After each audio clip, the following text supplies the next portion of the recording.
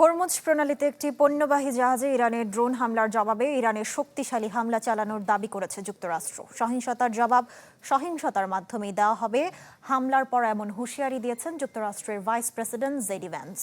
শান্তি প্রতিষ্ঠায় দুই পক্ষের মধ্যে সমঝোতা স্মারক সইয়ের 10 দিনের মাথায় হামলা পাল্টা হামলায় ফের উত্তপ্ত হয়ে উঠেছে মধ্যপ্রাচ্য।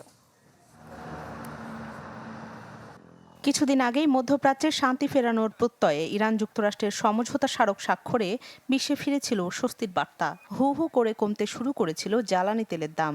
এতে ধারণা করা হচ্ছিল হয়তো টালমাটাল মধ্যপ্রাচ্যে বয়ে যাবে শান্তির সুবাতাস। তবে পাকিস্তান ও কাতারের মধ্যস্থতায় চুক্তি হলেও ফের হামলা পাল্টা হামলায় উত্তপ্ত ইরান যুক্তরাষ্ট্রের সম্পর্ক। হরমুজ প্রণালীতে পণ্যবাহী জাহাজে ড্রোন হামলার জবাবে শুক্রবার ইরানে পাল্টা হামলা চালিয়েছে যুক্তরাষ্ট্র। বিষয়টি নিশ্চিত করেছে মার্কিন সেন্ট্রাল কমান্ড। দক্ষিণ ইরানের সিরিক বন্দরের কাছে হয়েছে মার্কিন হামলা।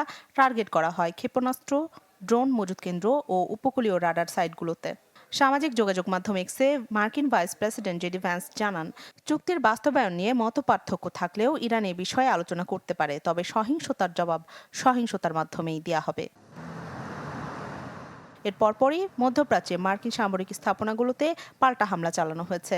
ফের হামলা হলে যুক্তরাষ্ট্রকে কঠোর জবাব দেওয়ার হুঁশিয়ারি দিয়েছে ইরানের রেভলিউশনারি গার্ড কর্পস IRGC। এক বিবৃতিতে তারা জানায়, ইরান যুক্তরাষ্ট্র সমঝোতা অনুযায়ী হরমুজ প্রণালীতে জাহাজ চলাচল তদারকির দায়িত্ব ইরানের, কিন্তু যুক্তরাষ্ট্র সেই চুক্তি ভাঙার চেষ্টা করছে। নতুন করে উত্তেজনা শুরুর পর উভয় পক্ষই একে অপরের বিরুদ্ধে যুদ্ধবিরতি সহ চুক্তির শর্ত লঙ্ঘনের অভিযোগ তুলেছে। দুই দেশের পাল্টাপাল্টি হামলায় গত 17 জুন স্বাক্ষরিত সমঝোতা স্মারক কতটা কার্যকরী হবে তা নিয়ে উঠেছে প্রশ্ন।